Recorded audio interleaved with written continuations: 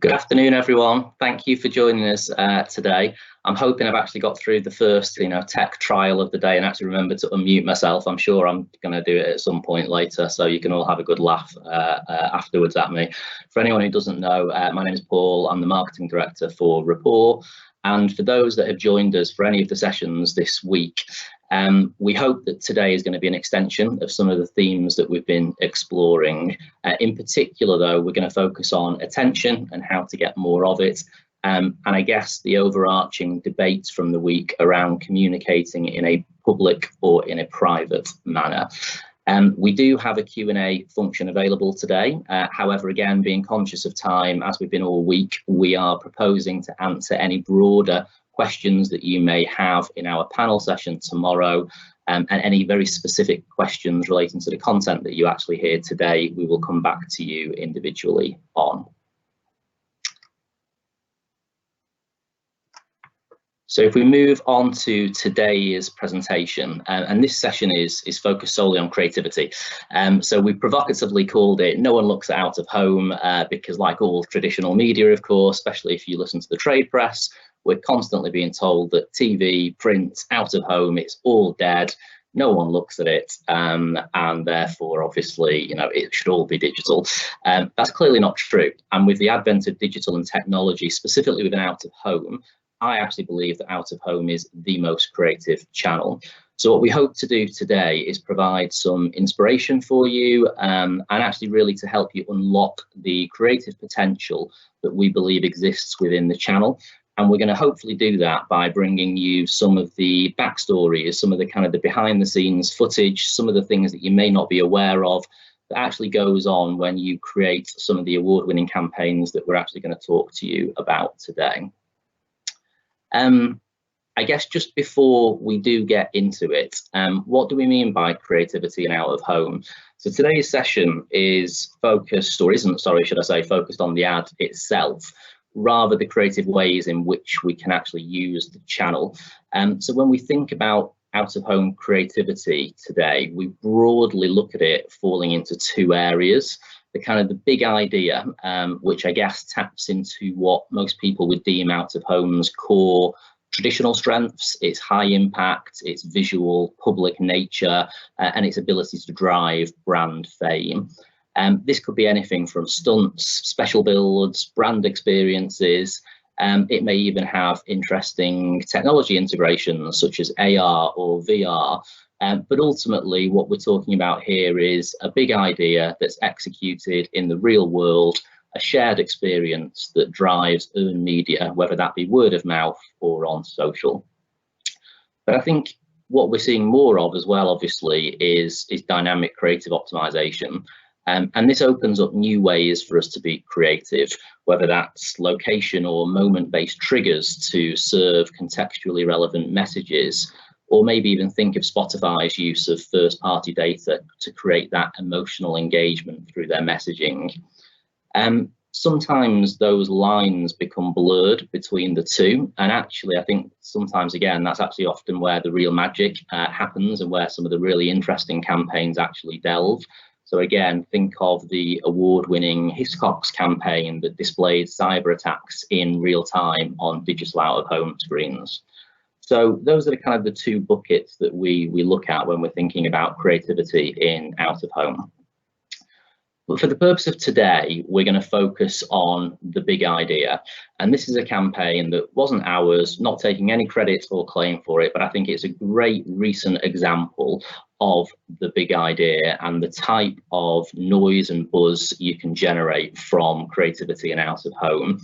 So campaign obviously for Marmite, new chili product, Dynamite, obviously continuing their love it and hate it theme, but be careful with it, and showing the lid obviously being literally blown off with the heat of the chili and appearing in some very random places, the tops of buildings, in trees, and of course even through the front windscreen of a car. Hopefully you will have seen this, whether it be in the trade press or on social. It's created lots of noise. But I think what was interesting for me is that it actually reminded me of a campaign that kind of ran 40 years ago. The really famous Araldite's almost Instagrammable before Instagram was created billboard. Again, for anyone who hasn't seen it, you know, they're obviously a glue adhesive-based company, and they stuck a car to a billboard with the beautiful strapline, "It also sticks handles to teapots." Very humorous, very simple, really clear, nice big idea. But what I really liked about this campaign is that it didn't actually stop there. They took that core idea and they built on it. You know, the lost art of copywriting has been well documented, but this is a real masterclass of how to extend that initial idea and keep consumers engaged with it as we move along that journey. And they went a step further. They added another visual element and brought it to life in an even more interesting and creative way, with another beautifully subtle change to the copy. And then, I guess, in a lesson to all of us, the creativity that was used throughout the campaign execution even extended to the actual removal of the ad. So rather than just take the actual special build and the advertising down at the end of the campaign, they even managed to end it in a way that was humorous and squeeze that last bit of talkability out of the execution. So I think what these examples for me point to are two of the key things that we've explored this week. And again, what's interesting is that those fundamentals in terms of creativity and out of home haven't changed in the 40 or 50 years that actually extended between those two examples I've just shown there. And that is attention and the ability to actually garner it and actually stop people in their tracks with something that is incredibly impactful. And the second part, which I think is just as crucial, is debate about public or private. There's something really powerful and tangible about seeing a disruptive idea in the real world that I still think makes out of home really unique as an engagement platform. So for those of you that don't know, Impact is Rapport's in-house creative and solutions production studio. It was founded in the US 5 years ago, and it's run basically by a team who all come from an ad agency background, providing the creative and production expertise required to do some of the amazing stuff that you're about to actually see. So Impact's remit is really very simple. It's to generate attention, whether that's in the real world or actually using a real world stunt, but executing the extension of that coverage in earned media or social.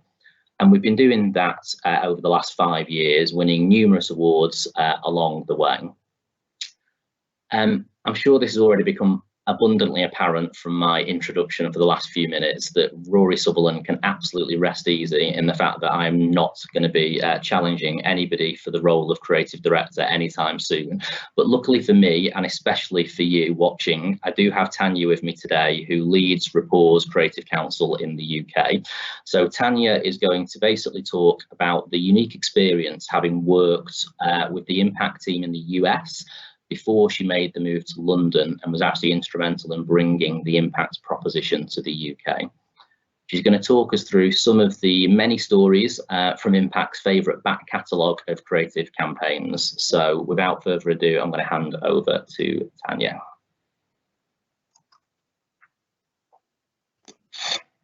Thanks for that.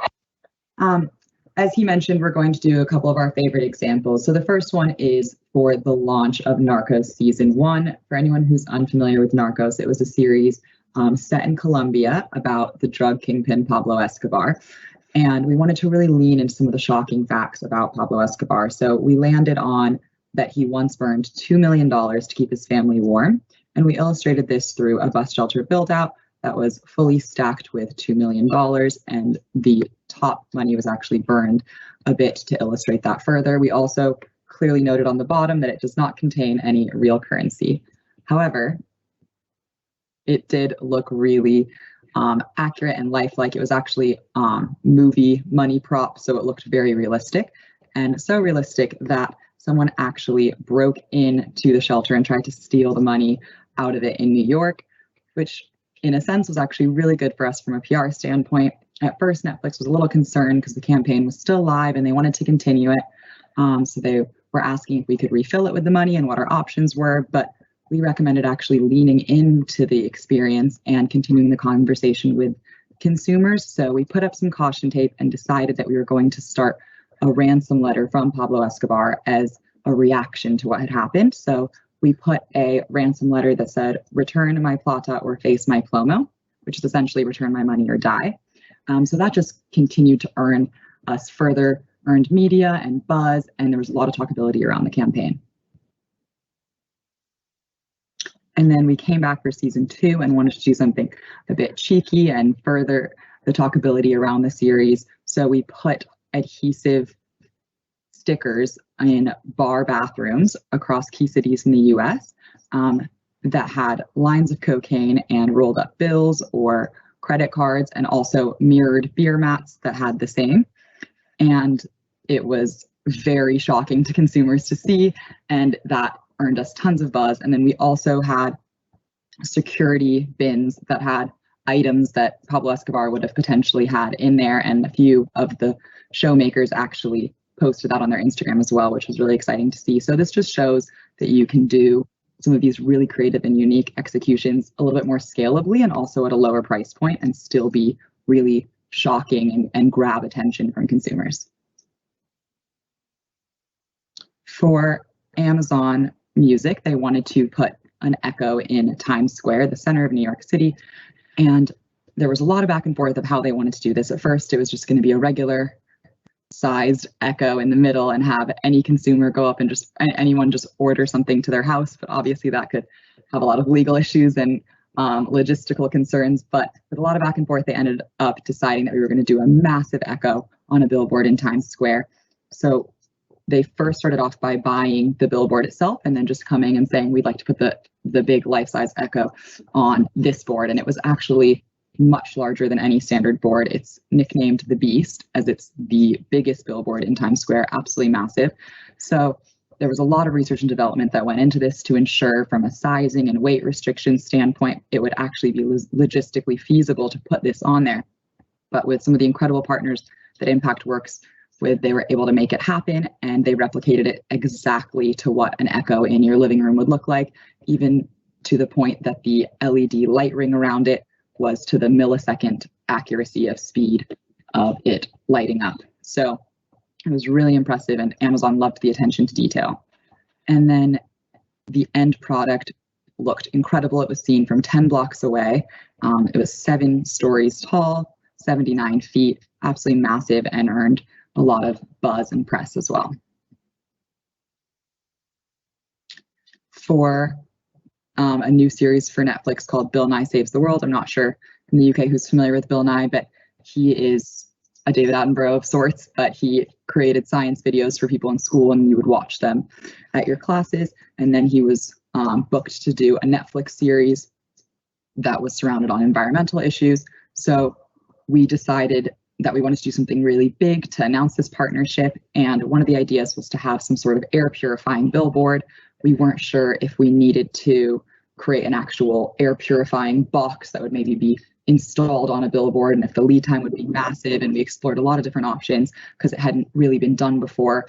And then we finally found a partner that had scientifically created a chemical solution, titanium dioxide, that they could just coat on the billboards that would purify and eat up air pollution at a relatively cost-efficient price point and with a relatively reasonable lead time. So we went down to the actual site, watched them produce it, tested it out, and it was just sold on the spot. We approved it with the client, and Bill Nye was really excited about it as well.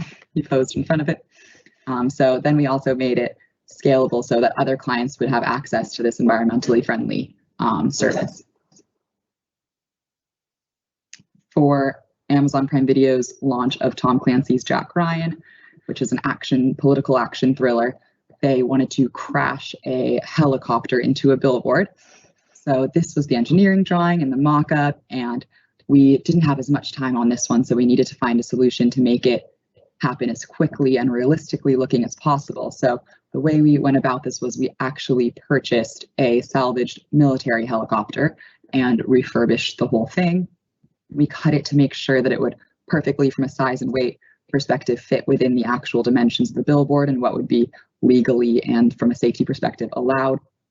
And then the engineer welded it to the actual structure, and it came out looking absolutely great. And we also added a lighting projection that further enhanced the look of the fire around it.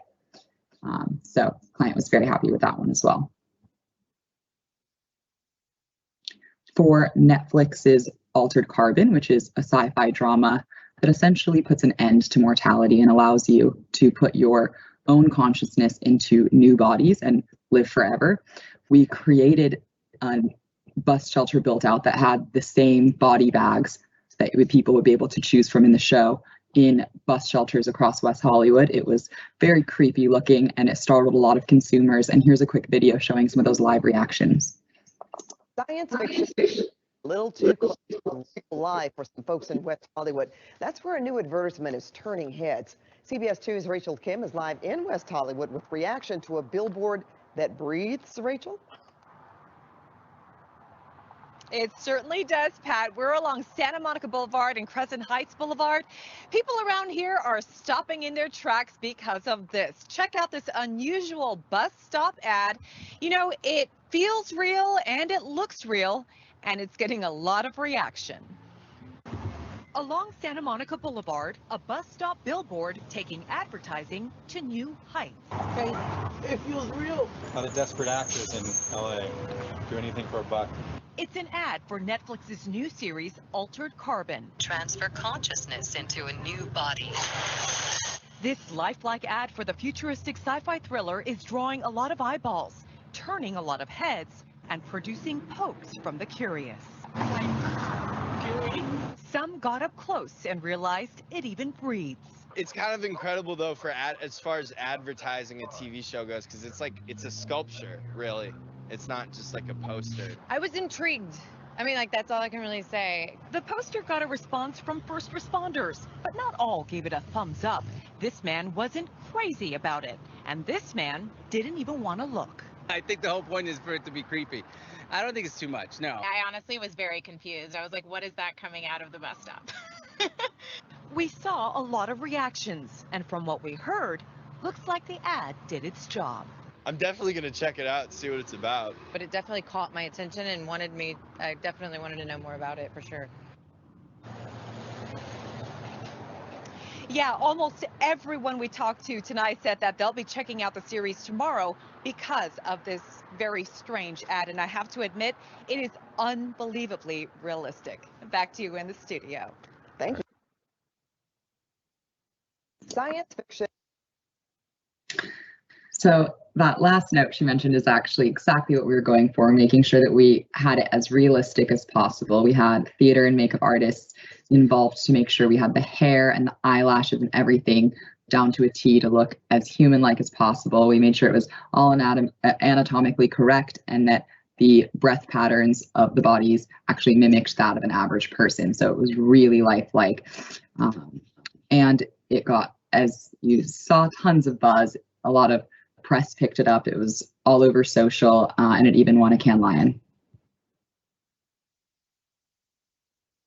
For Spotify's Eminem's Revival campaign, they wanted to do something big for Eminem's launch of his new album, but they only told Impact 8 days prior, so it was quite a quick turnaround. So Impact knew that to build anything big, they need at least a week for the production and installation. So we had 24 hours to think up of an idea, do some research and development, and get that approved by the client. So the story behind this campaign is that Eminem apparently had a lot of trouble writing the lyrics of his new album. He would take notebook paper, scribble it down, not be happy with it, scrunch it up, throw it away, and so forth. And he apparently went through about 59,000 pieces of paper.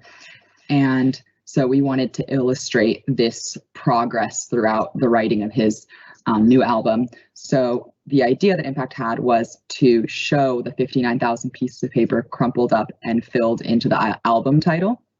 So they were actually in the office crumpling up pieces of paper, measuring it, seeing exactly what the size and weight would be, how big the letters could be, all within that 24-hour period, got the client approval, went to production, and installed it within the next 7 days. And the way that it was actually installed was that these clear acrylic glass letters were slowly time-lapsed and filled with paper throughout the day. So in the next photo, you can see that installers are slowly filling it up just part of the way, and then they would come back the next later in the day and fill it up more and more. This way, our videographer could time lapse the evolution of the paper building, and they even overlaid that time lapse with pencil scratching noises to further add and fall back to that story that M&M told. So here's a quick clip of that.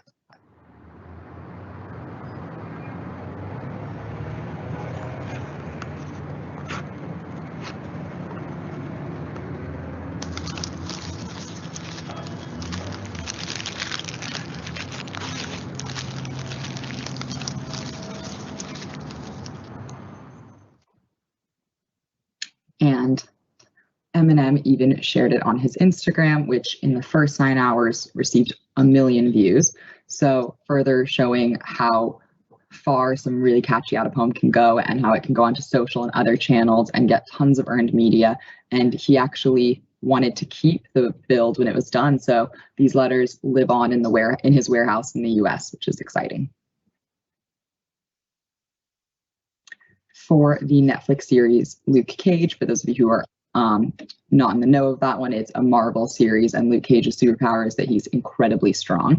So we wanted to showcase that strength, and the theme of the show is also that he carries the city of New York on his shoulders, which is why we had the illustrations of New York right above him. So he's actually lifting up the billboard off of its stand.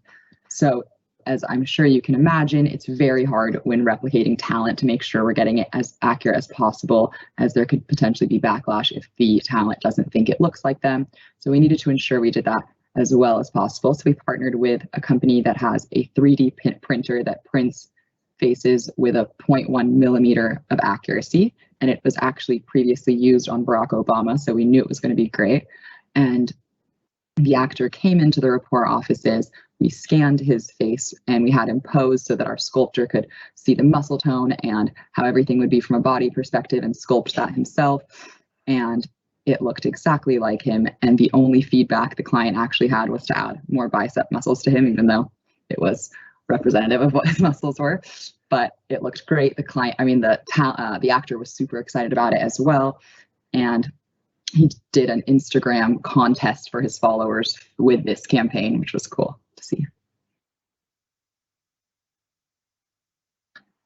So, of course, those have been a lot of US heavy examples, but we've been doing some great work in the UK as well for Lego's Rebuild the World campaign, which actually happened during COVID. So it shows we can still do really exciting stuff in socially distanced times.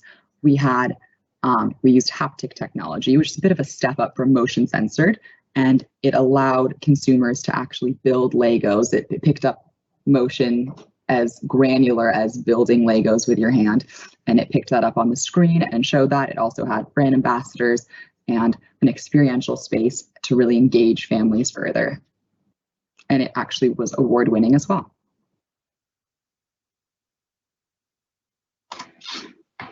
Thank you, Tanya.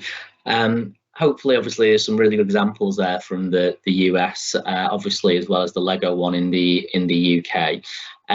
We mentioned, though, about obviously showing other examples of not just Rapport work and just some great creative examples that are actually out there at the moment. And I think the BBC are definitely one of those who have really picked up the mantle of trying to be as creative as they can with their out-of-home executions.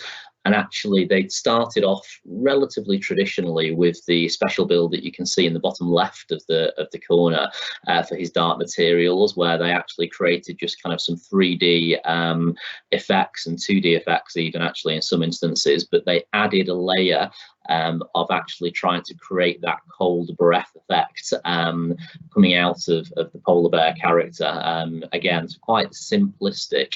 But they took that up a notch with their Dracula billboard, which I'm sure most of you will be familiar with. So you can see on the top left there all of the stakes that have been actually put into the billboard. And during the day, obviously, you don't really expect to see anything beyond that. The really clever part was obviously in the evening. You can see there on the top right, there is a lighting point that has been added just to the left hand side of the billboard, which effectively started to create the shadow and actually the the precision of actually putting all of those stakes into place in the billboard to then create the silhouette of Dracula is absolutely phenomenal. It rightly won a load of awards, and just a really clever use of an out-of-home build, really to get traction and engagement in social media. But I think what's interesting about the BBC is that they've even started to use out of home to actually kind of promote their shows, their own idents, using again their own social media to actually push. So the bottom right example is for A Perfect Planet, and again they used a few different techniques within this. First and foremost, they actually just ran what you can see there of the kind of the beautiful Perfect Planet scene, but they actually ran it as a tease and reveal, and there was multiple creative whereby they actually then stripped off kind of part of the beautiful scene and actually showed, you know, the real effects that are actually happening to our planet, and obviously where we could go if we don't resolve that. And the culmination of this was, again, the thing that hopefully most of you will have seen on social media, or as I say, some of the BBC idents that I mentioned, was actually they created a fake fire effect. Again, being an environmentally friendly show, they actually used some environmentally friendly vapor to actually create that fire effect that you can actually see. But again, really hammering home their message, absolutely relevant to the show, and got huge earned media value off the back of it. Another example that I've got, again, I wanted to come back to the Narcos example that Tanya talked through, because actually when we talk about creativity and out of home, we don't always have to be stunt based. It doesn't always have to be something that we try to make go viral, or we try to create content that might be seeded you know, on social. Actually, sometimes it can be a really cheap and cost efficient way to actually just be incredibly contextual. And for those of you that joined our session on Tuesday with Lumen, we actually heard about the simple power of context and its ability to actually generate additional attention for advertising.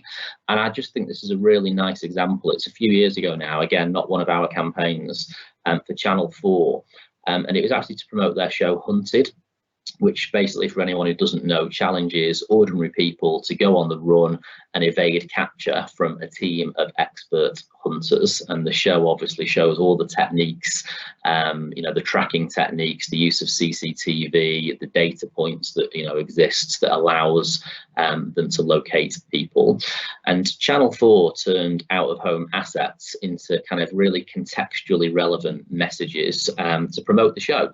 And again, just some of the examples here, you know, you can tell us that in the pub that we need to ditch our mates, telling us on phone boxes that we couldn't call our family, telling us that our Oyster card is actually a tracking device, and telling us at cash machines that we need to cut up our card to avoid detection. Really simple techniques that don't actually cost anything creatively, but actually we're just using the power of context and the breadth of out-of-home opportunities to actually deliver that message. I've got one other example as well, which again, sometimes we actually have to create media opportunities that don't already exist. This was actually a hugely successful campaign that we ran a few years ago for Microsoft Office 365, where the brief was to promote the product's USP, the ability to work from anywhere.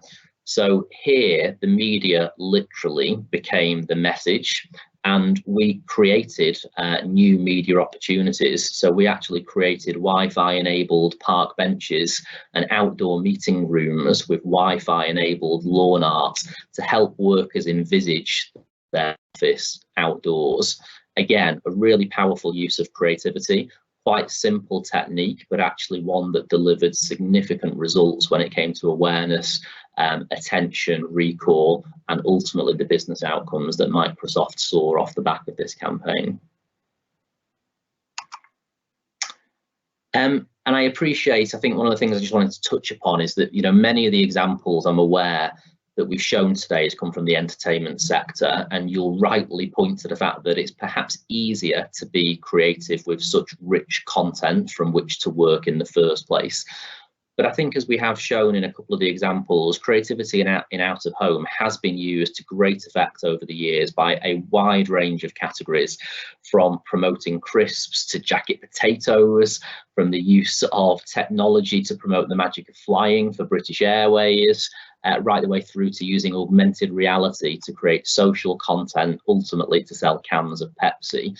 I think the real takeout from hopefully this body of work is that we are only limited by our imagination, and certainly in the case of out of home and the channel in which we can employ that, there are a limitless amount of opportunities for us. So the Impact team would love to obviously work with you on any creative challenges that you actually may have in the future. So I think we're slightly ahead of time. That's really it for today. We hope that the session has inspired you to at least think creatively about how you could use the channel, maybe in different ways, maybe in new ways, or as in the case of Microsoft, maybe in ways that we actually haven't yet even thought about. Tomorrow we have our final webinar. It's at 10 o'clock. It's a panel event where we'll be discussing many of the themes that we've explored throughout this week.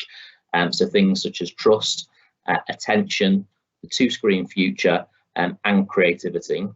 And I think the key one, which has kind of underpinned this entire week, is just the debate around public or private and how best to communicate post-COVID, and actually how best to balance those two distinct media channels and choices. The panel session is going to be hosted by Justin Gibbons. It should be a really good debate across all aspects of the industry. We've got the head of marketing from Western Union giving us a client view. We've got strategy views from the agency side with Initiative's chief strategy officer and strategy partner, as well as the CEO of JCDecaux giving us the media owner view as well. So thank you again for attending today's session. We hope it's been useful and acts as an inspirational springboard for some really interesting creative out of home briefs. And we hope to see you again tomorrow. Thank you.